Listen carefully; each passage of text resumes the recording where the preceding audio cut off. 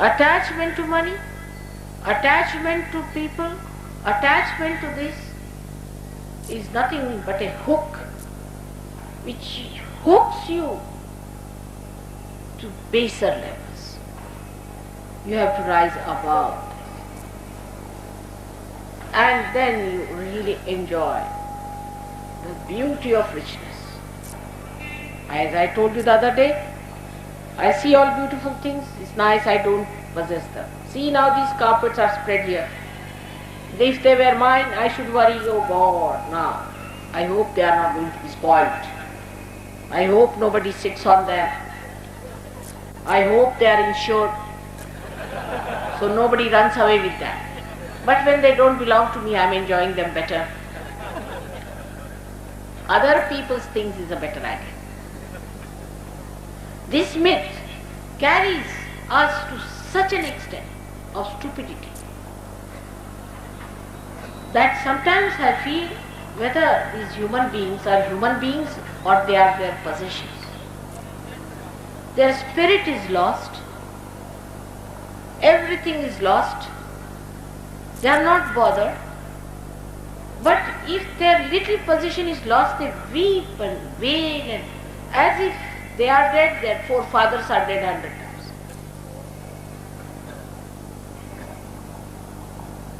But people like me are just badshahs, emperors. They are not bothered. To them, comfort cannot capture them. They don't need any comfort. If you have comfort, it falls upon you. It makes you a slave too. If you seek comfort, you are in for enslavement. Take it from me. Any kind of comfort. It's only human beings who can become really so crazy. No animal can become. There's another type of a comfort is that a mental idea that everybody must appreciate and that you should be able to overpower others. This also comes, I think, from Nabhi Chakra. It's a kind of a feeling that you should be able to overpower many people, they should not look at you. These days in London, there are women who are suffering from a funny disease called anorexia where they just don't eat. Women just don't eat because they should be thin and skinny. For what? For what you should be thin and skinny? Because you look attractive. But for what? I don't think skinny people look attractive by any chance. Horrible. They create only pity in you. And you feel, repulsive about the whole stuff. Once a beauty queen came to see me, I thought she was a TB patient. And I said, you look alright, but it seems you are a TB patient. She said, no mother, I've got a beauty prize. I said, who were the people? Doctors must have given you, because they want some patients there. This is the trouble. We go out of the way to trouble our Nabhi, not to eat your food, fasting. If you want to fast this life, next life you will not have any food. Thank you very much. No food. Fasting, alright. You will have a permanent fasting. What do you say? You don't have to do any fasting. Why do you want to fast? And even if you want to fast, because you want to change the timing or maybe for your health's sake, it's alright. But why in the name of God you want to malign him? You have got everything to eat and you don't want to eat. Those who have got food to eat, they don't want to eat. Next life they become poor. And then they blame the rich. But in last life you wanted to fast. So this life you are not given any food because you asked for it. And that is how also the Nabhi Chakra gets twisted when you fast like mad. There is no need to fast in the name of God. God has given you all the wealth, all the beauty, all the love. Actually, in Sahaja Yoga, if you fast in my name, I think it's horrible. Because if you want to trouble your mother, or to make her uneasy or take a revenge on her, then you say, Mother, I am not going to eat my food. Then Mother is finished. That's the best way to conquer her. To say, Mother, I am not going to eat my food. So this kind of mad fasting is also very bad for your Nabhi. And when you do that, then you have a problem because you are invaded by your left-sided, what you call the, beyond the Ida Nadi, you have the collective subconscious and you are invaded by them. And you are in for trouble, physically, mentally, emotionally. And mostly those people who fast are very hot-tempered.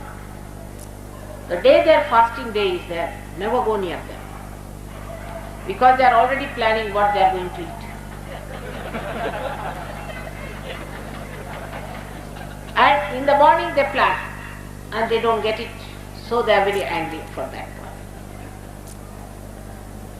All these asahaja things are not going to happen. You have to be normal people. You don't have to put up into tension yourself for Sahaja Yoga, nothing. Be normal. Be nice people. Don't torture yourself. That is one point on the Nabhi on the left hand side, and on the right hand side, don't get into indulgences. Don't pamper yourself. Both things are the same for Sahaja Yoga, whether you starve or you overeat. It's the same. There is no difference between the two. Because if you are not on the seat, whether you are on the left falling or the right, does it make any difference? So to be on the seat is to be in the blessings of Shri Lakshmi, and I have described to you how Shri Lakshmi is a lady. And in her left hand, she has got two lotuses, and the right one lotus, and right hand another lotus on top.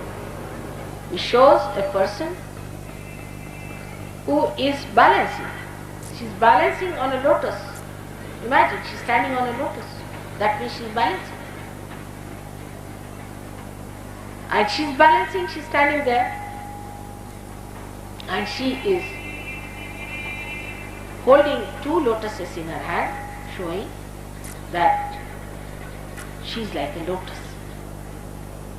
A person who is a rich man, Lakshmipati, has to be like a lotus, warm, pink, warm.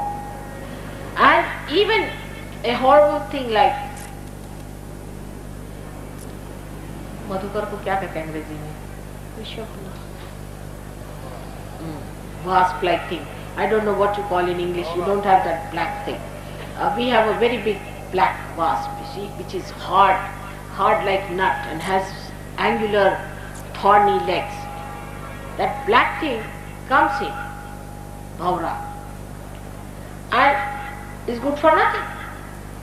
But comes in for the residence, for the ashraya, the lotus keeps it on top of its corner, which is a very, very soft thing, with all love. And in the night it closes down so that the poor insect, who is just like a nut, should not get any trouble from the outside there. Like a mother who takes the child in the archer. That love should be there for a Lakshmipati. How many are Lakshmipatis like that? Have you seen any? If they see somebody who is coming with money propositions, then they may open their doors. Otherwise, they have no love for anyone. And those who come to for their ashrayas, for their help, they are not there. On the other side are the people who are so repulsive. They are not like lotus. There is no fragrance. They are such miserly people that they stink of miserliness, while the lotus gives its fragrance to that mud, to that horrible thing, that even the little worms which crawl upon those lotus petals smell of those beautiful fragrance. This is what it has to be. It has to give. It has to be beautiful. It has to be cozy. It has to be welcoming. Then another hand is giving. And Lakshmi is always giving. She doesn't receive. She just gives. If you are really a Lakshmipati, you don't want to have anything from anyone. You don't receive. If you are really rich, who can enrich you more? What can you give to a person who is fully rich? There is no way of entering into it. Now it's all up to the brim. He is rich up to the brim. Then what will you give? You cannot give anything. But where you have to give means that he is a beggar. He is still a beggar. All these so-called rich people who still are hankering money are still beggars. They are not rich. They may think themselves empty vessels, but they are not rich because they are still expecting money.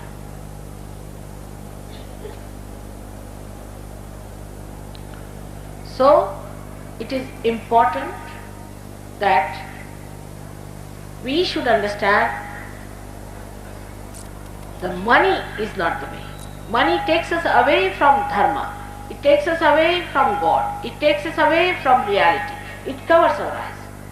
We don't think that we have to follow a path of righteousness and of virtue. Because we think we are rich, God is going to be afraid of us. We can even purchase Him and can manage Him by giving some bribes. That's not so. You must face yourself. You have to face yourself. That it's not the money that's going to give you that elation, that higher life. But it is the love of God, the honesty of seeking. Honesty. That is the quality of this chakra, is the Satya. Vishnu is the Satya. He is the Narayana. Narayana means Satya. So there cannot be Satya Narayana, isn't it? Narayana is Satya, then how can there be Satya Narayana? But we have many Satya Narayana pujas. For all these Satya Narayanas, Sajogis are not supposed to go. They can only go to Narayana puja. Because Satya Narayana means that part which is added to it for camouflaging is meant for these horrible Brahmins who make you pay. For what? So Sajogis are not allowed to go to Satya Narayana Puja. They can have Narayana Puja. And what is Narayana ultimately becomes? In the Nabhi Chakra, Narayana existed since he was created by the Devi. And it looks after the seeking, the nourishing of the seeking like a father, and then it incarnates again and again and again to help our seeking to a higher position and a higher position till it reaches a point where you start seeking God Almighty. Then you jump into the Shakti of Mahalakshmi. Then you are in the hands of Mahalakshmi Shakti. Means Lakshmi evolves into Mahalakshmi principle. Now this Mahalakshmi principle resides in the central path of Sushumna. And this central path of Sushumna is to be established fully or awakened when the Kundalini rises. When the Kundalini does not rise, this path is kept absolutely blank. It is absolutely blank. There is nothing in it except for the deities who are lying without any light. When the Kundalini rises, then only these deities get awakened. And when they get awakened, this Sushumna path this central part of Mahalakshmi starts acting as the balancing power to begin with at the Nabhi Chakra.